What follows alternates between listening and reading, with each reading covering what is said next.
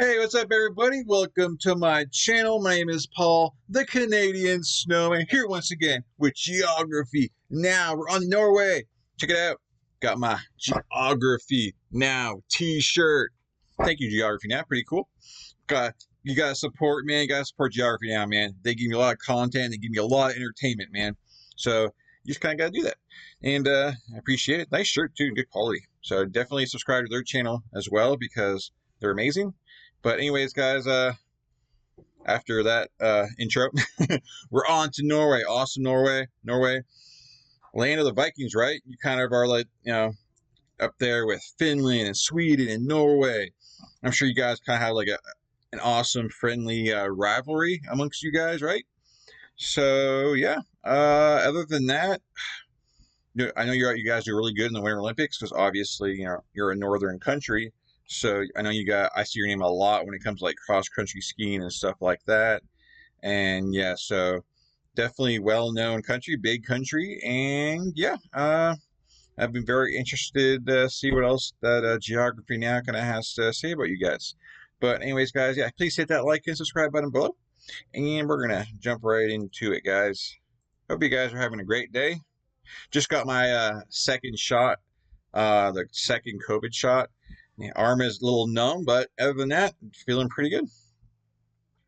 Anyways, 3, 2, 1, bam. Hey everyone, so I'm excited for this one. We recently did a geography in Oslo, Norway, and I had the honor to meet many of you guys, the Norwegian geograpeeps, in your own country. It was amazing. Norway is a country everyone has kind of heard about, something about snow, ice, Vikings, skiing, I think trolls, but Norway is also a land of highly compounded history, tradition, postmodernism, and above all, that'd be really cool one day. Like, that's really cool that you got to meet up with a bunch of you guys there. Like, I wish, like, when years down the line, when I, like, take my tour of, like, Europe and stuff, that I can, like, run into some of you guys. That'd be kind of cool to kind of meet people who've actually watched a video of yours. That'd be kind of cool. Anyways, I'm sorry. Getting sidetracked. Trolls, but Norway is also a land of highly compounded history, tradition, postmodernism, and above all, landscape and people. And black metal! Yes, Keith is really excited for this episode. It's time to learn geography now! Hey everyone, I'm your host Barbs. We've done Denmark, Finland, Iceland, and now the fourth Nordic sister, Norway. Now, in the Nordic countries, Norway would kind of be like the one that everyone either tries to call their best friend or date. She smiles at the ground, pulls her hair behind her ear, and looks up with those sky blue doe eyes that sparkle and says, "Welcome to Norway!" What's that? Norway plays a huge role in what it means to be Northern European. And when you look at it on the map, you'll see that it's fascinating how well they've developed the civil infrastructure from a rugged half-frozen peninsula. Oh, and there's a town called Hell. First of all, the country, which kind of looks like the shape of a spoon, is located in Northern Europe in the region known as Scandinavia, just above the North Sea, bordering mostly Sweden to the east, Finland in the far north, and even a small sliver of Russia at the very end. This effectively means that Norway goes even further east than Finland and gets the entire Arctic coast from their neighbors, sharing the Barents Sea with Russia. Apart from that, Norway has some overseas territories as well, two of which... That's kind of great. You guys are like, Finland and Sweden. We're having the North, man. Sorry about that, guys. I think it's kind of funny. You guys kind of like took it from them. I mean, obviously you didn't take it from them. You know what I'm saying? You guys are like, that's my land. Anyways. sharing the Barents Sea with Russia. Apart from that, Norway has some overseas territories as well, two of which are in the Arctic Circle, the Svalbard Archipelago with only about 3,000 people, mostly in the largest town Longyearbyen, and the uninhabited Jan Mayen Island, which was actually kind of traded with the UK for these islands in Canada in like 1930 when Canada was still British. Weird trade-off, but okay. After that, they have two dependent territories, the Antarctic areas of Peter I Island and Bouvet Island, way down south, neither of which are permanently inhabited, and they also claim a portion of Antarctica known as Queen Maud Land. Going back to the mainland though, the country is currently, as of 2019, divided into 7... I thought like Antarctica was one of those the continent where no one was allowed to claim land on it. Isn't that true? I think so. It's interesting that they said that. But I'm sure but then again, I've seen a different I forget which Geography Now video was where someone else kind of claimed a part of it. I mean, I guess each country can kind of claim a piece if they want, but any country can claim it, I guess. But I guess in the world, the whole big scheme of things, no one really owns it, right? Right? I guess.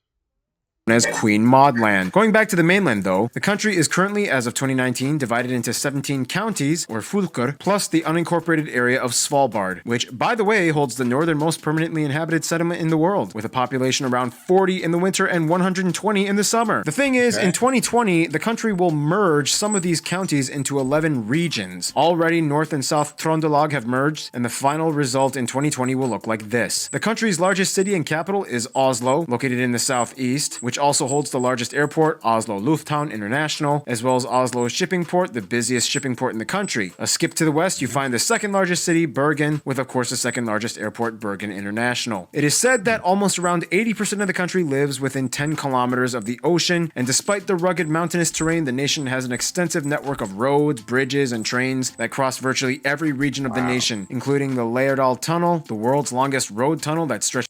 I'm sorry, I blocked it. I'm kind of curious. It gets warm enough in the summer for you guys have like beaches, and is it warm enough in the summer to kind of go to the beach? You know, like you guys have like condos along the beach and stuff, or is it too far north? You know, just kind of curious. You got a lot of, you know, basically oceanfront property here. Virtually every region of the nation, including the Lærdal Tunnel, the world's longest road tunnel that stretches 24 kilometers long, cutting through a mountain, and also the famous Atlantic Road that hops from island to island in the Møre og Romsdal County. Now, what's really fascinating is that Norway kind of went from this to this, and for a nation that has never surpassed 5.5 million in population, it's pretty impressive. How did this happen, though? Well, as the legend goes, in the 60s, Denmark was like, "Hey, Norway, you are just the best. I love you, man, and you know, just to prove it, I'm gonna give you all this ocean water stuff." Wow, really? Yeah, just take it. Thanks. This is how fast YouTube is with Brave. Notice how there's no pre-roll skits, ads? man. I'm sorry, And guys. here's how you can see. I love the skits.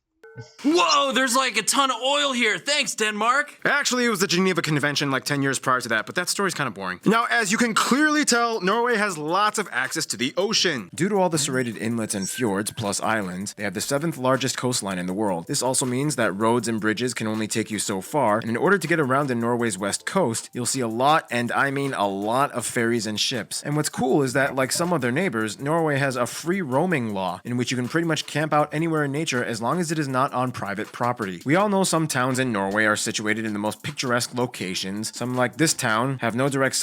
That'd be cool though. So for like people who like that kind of stuff, you know, you could probably, you know, basically book a trip to Norway, and then kind of you can pretty much go hiking, right? Just have yourself like a backpack and have you some supplies and just trek there. I'm sure that. Are you thinking that a lot of people might do that, or even people who live there? You know, that's cool. I mean, I don't know how harsh the landscape is or anything, but it seems like, you know, a fun thing to do. Okay, grab yourself a few friends. Some towns in Norway are situated in the most picturesque locations. Some, like this town, have no direct sunlight for 6 months because of the mountains, so they built giant mirrors to illuminate them. Fun fact, Longyearbyen is known for being both the brightest and darkest place on Earth. Because of its location on the Arctic Circle, it gets 110 continuous days of no sunshine and 95 days of no night. Also, they have an emergency seed bank with over 1 million specimens built into the side of a mountain in case of the apocalypse and all plant life dies out on Earth. Also, technically, it's illegal to die in Svalbard. Because of the permafrost, bodies do not decompose, so you must either ship out your body or cremate it. Not sure how to segue out of that, but let's talk about cool places. Now, I asked some of you guys in Norwegian geography what some of the top places to visit in Norway are, and here are some of the suggestions. That'd be kind of cool though. Come on now, like your body can't decompose. Like leave your body there in some kind of chamber. It's not going to decompose, and who knows? Maybe like, you know, for instances like not where you die of old age, just say you somehow have a freak accident or something, maybe. Or a disease maybe where they can maybe find a cure down the line. They can kind of bring you back to life, right? Right? I know. I'm kind of far-fetched, right? Anyways. Yeah. Some of you guys in Norwegian geography what some of the top places to visit in Norway are, and here are some of the suggestions you gave. Nordkapp, the Viking Ship Museum, Nidaros Cathedral, the Dock of Bergen, the King's Castle. The Vikings... since I'm on Norway and you guys are like cool Vikings and stuff, I did a series on the Vikings. Yeah, definitely check out that playlist. It's really cool. Anyways, back to the awesome stuff. The Viking Ship Museum, Nidaros Cathedral, the Dock of Bergen, the King's Castle, Alta's Igloo Hotel, Frogner Park, and Vigeland Sculpture Park. Try to find the one with the dude fighting the babies. This fortress, this Iron Age farm, the world's largest moose sculpture, this whaling museum, the Roald Amundsen and Edward Munch monuments and grave, the Kontiki Museum, the Polaria Aquarium, the Ager Viking-style brewery, the Hold on a second, guys. 1 second. Kontiki Museum, the Polaria. Okay, that to me, at first glance, it looked like a bunch of dominoes that fell over, like a bunch of buildings that just tumbled over. But that's just one building. Come on, you guys had to have thought the same thing, right? I know it, right? The people haven't seen this before. That's interesting. Now you just need like a guy fighting the babies on the end here. That'd be cool. What's the story with that? That got to be an interesting story. Anyways.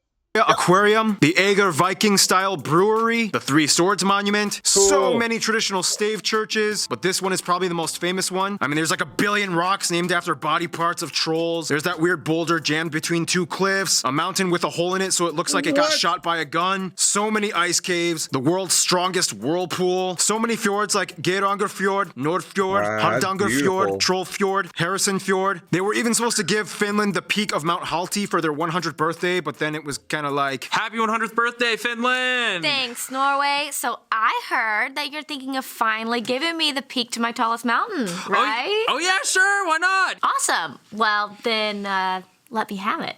Oh, see, there's this thing in my constitution called Article 1, which states that the Kingdom of Norway is indivisible, so here's a taco. yeah, Norwegians actually really love tacos, which makes the perfect opportunity to transition into Demographics?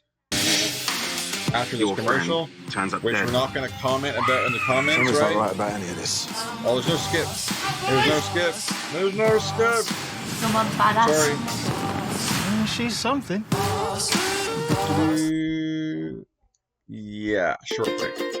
No graphics. Now, if you know Geography. anything about Norway's land, you'll know this one word. Fjords. Fjords, fjords. The word is even Norwegian. And it's interesting how it became that way. Basically, like many other areas in the north, the country is a post-glacial peninsula with over 50,000 islands that at one point was completely covered in ice. Over time, the ice melted, eroding the rock beneath, creating the incredibly indented coastline of steep, jagged cliffs and fjords. Of the coast, the largest and deepest fjord is Sognefjord, and it is the third largest in the world, extending over 200 kilometers inland. This means that much of the country is divided into regions of So I'm guessing, I said like beachfront property, it's a bunch of rocks, so I'm guessing there really isn't any beachfront property. And if there was, probably only like a very small amount of land that would do that. So I guess that's not a thing. But which I think is even better though, the landscape, that is just breathtaking. So I'd rather have how the landscape is anyway. Beaches are overrated. in the world, extending over 200 kilometers inland. This means that much of the country is divided into regions of choppy fjord stuff to the west and the connected hilly and valley stuff to the south and southeast. Everything pretty much falls either within the alpine boreal climate or further up north, Arctic. Keep in mind that due to Svalbard and Jan Mayen, the Norwegian Economic Zone extends to the majority of the Norwegian Sea and much of the Barents, as well as the North Sea to the south. This is called the NCS, or Norwegian Continental Shelf. Here, the largest deposit of underwater oil is found that supplies Norway with much of its wealth. A skip to the east, you find the largest lake, Lake Mjøsa, which is just parallel to the longest river in the country, the Glomma, which drains all the way into the North Sea in the south and has a drainage basin that covers about 13% of the country's land. A little skip to the west, in the center, you find the longest and most dominant mountain chain, the Scandinavian Mountains, where you can find the tallest peak, Galdhøpiggen, which is also the tallest in all of the Nordics. If we are discussing the overseas territories, then Svalbard is pretty much an Arctic archipelago of glaciers, this one being the largest in all of Europe, and the rest are mostly just cold valleys. Jan Mayen Island is the only place with an active volcano in Norway. The Berenberg Peak last erupted in 1980. Otherwise, if we skip all the way south to the Antarctic, Bouvet and Peter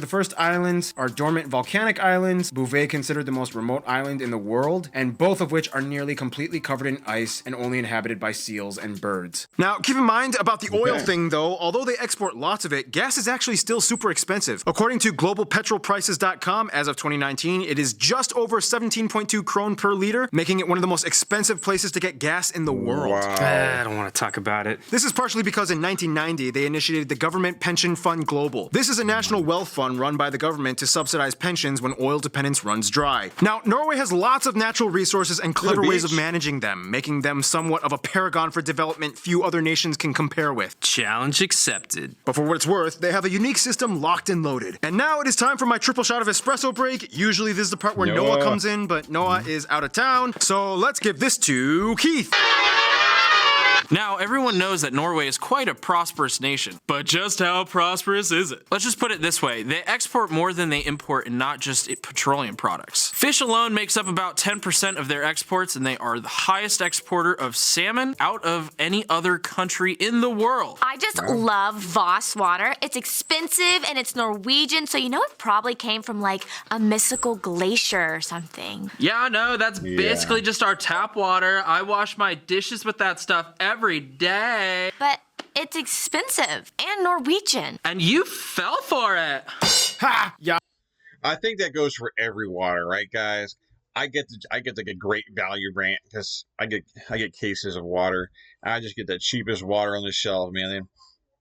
They're pretty much all made the same, right? So you're kind of just buying the name or the design of the bottle, right? Or maybe it's a fashion thing. You know, I got a Voss, but yeah. You guys drink Voss water over there? Or do you guys, is that like the cheap brand because it's from there? So is that like a cheaper brand? Or do you guys have like a great value brand? You know? It's expensive and Norwegian. And you fell for it. Ha! Y'all just got tricked. Otherwise, the majority of the energy in Norway comes from hydroelectric power. Norway became one of the first countries to adopt a carbon tax back in 1991. Although cutting down trees is still done on a smaller scale, they were the first country to ban deforestation. They have Europe's largest herd of reindeer. They have lots of birds like puffins. Whales and orcas love swimming off the coast. In the Arctic, you can find polar bears and walruses. And now, food. Norwegian food is known for being either really nice, warm, and cozy, or straight up disgusting. They love their fish. You have some interesting fish dishes like lutefisk and rockfisk. Some other dishes include things like various types of porridge, pickled herring, kumla, reindeer made in various ways, meatballs and brown sauce, krumkake, brown cheese, these Christmas dishes, and the national dish, fårikål. However, if you ask a Norwegian, they might tell you the new national dish of Norway is tacos. They might have some questionable ingredients on the table for you to add, like mayonnaise or cucumbers. And I mean, come on, Mexico, even you break your own rules all the time and mix things up in your own country. So let the Norwegians have their fun. And speaking of Norwegians, have fun. Oh, and speaking of Norwegians having fun. Oh, and speaking of Norwegians having fun.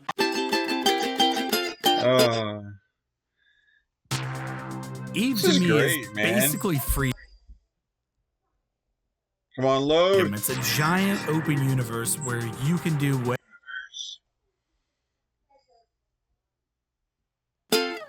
Thank you, Keith. Norwegians have a saying, they are born with skis. The word even comes from the ancient Norse word skeith, which means split wood. If there was any kind of apex cold winter type of people on Earth, Norwegians would take the gold. And they literally do take the gold. Like, they have more Winter Olympics gold medals than any other country. First of all, the country has about 5.3 million people, and as of 2018, has the highest human development index out of any country in the world. At about 84%, the country is made up primarily of people that identify as ethnically Norwegian, including about 60,000 indigenous Sami people. About 8.3% of the population is other European descent, mostly Western Europe, and the remaining population is made up of other people groups from outside of Europe, from various regions of Africa, Asia, mostly from countries like Pakistan, Somalia, Morocco, Iraq, and Kurdish people. They use the Norwegian krone as their currency, they use the types C and F plug outlets, and they drive on the right side of the road. Interesting to note that they are not part of the EU, but part of the European Economic Area and Free Trade Association. In fact, Norway is a kingdom, currently under the headship of King Harald V. However, his role is mostly representative and ceremonial. His executive powers are limited, and most government is ruled by the parliament. Essentially, though, although some would argue Vikings kind of started in Denmark, it really kicked off in Norway. Norwegian Vikings did kind of all the exploring and colonizing and raiding and killing, you know, Viking stuff. And no, they did not wear helmets with horns. Language-wise, Norway actually has two official languages, Norwegian and Sami, the language of the minority northern indigenous peoples that have lived in the frigid regions for millennia. The Norwegian language, however, is kind of confusing though, because it kind of has two different writing systems that everybody must learn in school. Nynorsk and bokmål. What exactly are they? Well, it kind of goes like this. Hey, we've been in a union with the Danish for centuries and now they are gone. We can speak our own language freely. Woohoo! But we've been writing our language in the Danish style for so long. I mean, what do we do? Do we change it? Hi, I'm Ivo Olsen, and I say yes. I'm going to listen to all the dialects of Norwegian and come up with a weird fusion thing that can work for everyone. I'll call it Nynorsk. We can teach it in schools and everyone can be free of Danish influence. And today, the Danish-style bokmål is still used by about 85% of the population. Weird side note, the word ha can mean almost anything in Norway. For example, ha. Ha. Ha. Ha. Speaking of which, like many of their other neighbors, Norwegians have 13 years of school, graduating at age 19. And when Norwegians are just about ready to take their final exams, they go on a 3-week party called Russ. And just look it up. Norway has lots of different dialects. Here are some of you guys, the Norwegian geographers, explaining. På standardnorsk ville jeg sagt hvordan, men I Ålesundsområdet ville jeg sagt hvordan.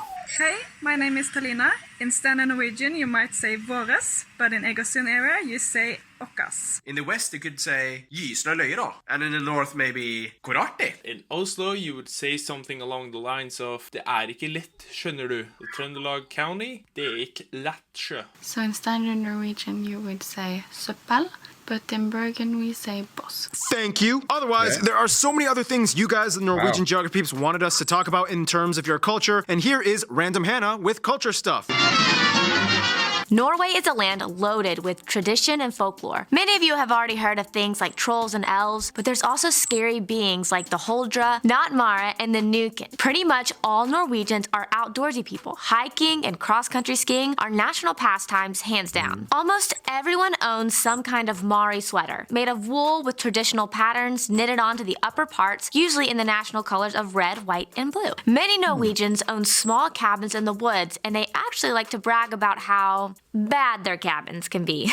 As in how technologically disconnected they are, with the least amenities. No Wi-Fi, no electricity, no plumbing. You're hardcore. Speaking of bragging, in Norway it's considered super cool to come back from vacation and show off your tan, because it's kind of hard to get a tan in Norway. The Nobel Peace Prize is also awarded in Oslo every year. In Norway, everyone's income and wealth is on public record, mostly. But for what it's worth, the nation does this to help prevent tax evasion. And finally, we cannot skip the bunads. These are traditional costumes of Norway that come in so many different varieties. I'm kind of curious with the whole, like, you know, your expenses are shown to everywhere. Is there ever any kind of, like, I guess, jealousy amongst neighbors, or you make more than me, or I don't know. It seems like some, you know, people who just, they don't make that much, so they're kind of like, they kind of feel bad. I don't know. I don't know what my point there was, but anyways. Cannot skip the bunads. These are traditional costumes of Norway that come in so many different varieties based on the region and town you are from. They are mostly worn for special occasions, especially for May 17th, the country's national day, where they march to the castle in Oslo. Yeah. All right, get out of here. I want to talk about music. Traditionally, Norwegians have their own regional folk music and dances called bugdedans. Traditional instruments include things like dulcimers, goat horn, willow flute. The traditional folk music eventually found a way to fuse with one of the most popular genres of Norway today, metal, or specifically Norwegian folk metal bands. Not only that, but black metal was started supposedly in Norway, and it has since been a domineering genre many people have been playing for decades. That's it for me. Thank you again, Keith. Anyway, we gotta move on. History. In the quickest way I can put it, Viking Age. This dude unites Norway into one kingdom. Vikings invade and take over a ton of other places like England. Christianity, Old Kingdom, Black Plague, Union of Kalmar, Denmark takes over, Lutheranism, Sweden takes over, Constitution established, first wave of immigrants to America, they finally leave Sweden, World War I, neutral, women's suffrage, World War II, neutral again, but Germany doesn't care, joins NATO and European Free Trade Association, oil boom, they vote and reject EU membership, host the Winter Olympics in Lillehammer, largest underwater gas pipeline in the world opened, Oslo grows and more immigrants come in, and here we are today. I asked you Norwegian geographers for some notable people from Norway or of Norwegian descent, and here are some of the ones you suggested we put in this video. Eric the Red, so many past Vikings and kings, blah blah blah. Edvard Grieg, Edvard Munch, these riders, these cross-country skiers, Roald Amundsen, Magnus Carlsen, Max Magnus, Thor Heyerdahl, Fridtjof Nansen, so many musicians like these people, as well as actors like these people, and of course, the royal family. Seriously though, did you guys watch the movie Kon-Tiki? It's pretty good. I mean, his migration theory was still kind of mostly wrong, but hey, you did a cool thing, man. And that's the thing about Norwegians. They're so globally intrepid. They reach out to the far corners. And with that, they've also made a lot of friends. Which brings us to... Which brings us to the friend zone? Possibly? Oh, we skip this commercial? Yeah, skip. 3, 2, 1, bam. Now, Norwegians are known for being very level-headed and nice, but they do know who they support and stand by no matter what. First of all, Switzerland is kind of like their weird alternate parallel universe twin that shares a lot in common with them. They both are not part of the EU, they both are very financially stable, yet expensive to live in. They both have mountains and snow, and they both have similar values in general affairs. They get along pretty well and enjoy sharing the ski stories. The UK is a very close friend, especially Scotland due to their shared Viking history. They even give them a Christmas tree every year to say thanks for helping in World War II when their king and government were taken in from exile as the Germans tried to invade. Nepal has close ties. As another mountain nation, they've taken much interest and send much aid to their programs. High-profile politicians have visited in the past, like their Minister of Environmental Development, Eric Solheim, and the Prime Minister of Nepal visited Norway as well. For the USA, they have a very close connection, not only in diplomacy, government, and business, but specifically to the diaspora living in the USA, and specifically the state of Minnesota. Nearly 1 million Norwegian Americans live in this one state alone. The USA holds more people of Norwegian heritage than any other country outside of Norway, with almost as many as there are in Norway. They even have a game show called Alt for Norge, in which Norwegian Americans see the homeland of their ancestors. They cry and act way too dramatic, which is entertaining. The winner gets to meet their Norwegian relatives, and the losers get a book telling them information, but they don't get to meet their relatives, which is kind of messed up, but it's a game show, what do you expect? Anyway, when it comes to their best friends, pretty much what I've heard is a mix between all the Nordics, but specifically Iceland, Denmark, and Sweden. Iceland is like their party friend they love to go on adventures with. They're also kind of like the preserved Norse nation that their ancestors colonized, which holds a dear spot in their hearts. Today they have a defense agreement that allows the Norwegian Air Force to survey and patrol the Icelandic airspace as well. Denmark and Norway, however, are always kind of fighting for Norway's affection. Both these nations in the past have fought each other and ruled over Norway under separate kingdoms. All three countries were at one point part of the Kalmar Union. They can relatively understand each other when they talk. Swedish is closer to Norwegian though. They are all part of NATO, the Council of Europe, and many people from each of these nations end up marrying and having families together. In conclusion, Norway's prosperity doesn't stop with their will for gritty cold adventure. They've scaled the South Pole, the icebergs, the glaciers, and the tundras. It's almost as if the ice keeps them warm. Stay tuned, Oman is coming up next. Oh, good job, Norway, man. You guys got a lot to offer. The friend zone thing, kind of be expected. Just the landscape is just awesome and beautiful, and those sites were really cool to see, and like the history, the Viking history, that's really cool, and just some, I don't know, there's still little things of the country that just stand out. It's just, it's kind of amazing. So definitely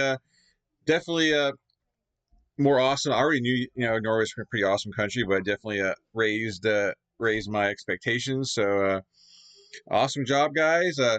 Hope you guys enjoyed this video. I did, and I'll continue along through every country in the world, alphabetical order. I hope you guys like and subscribe, please.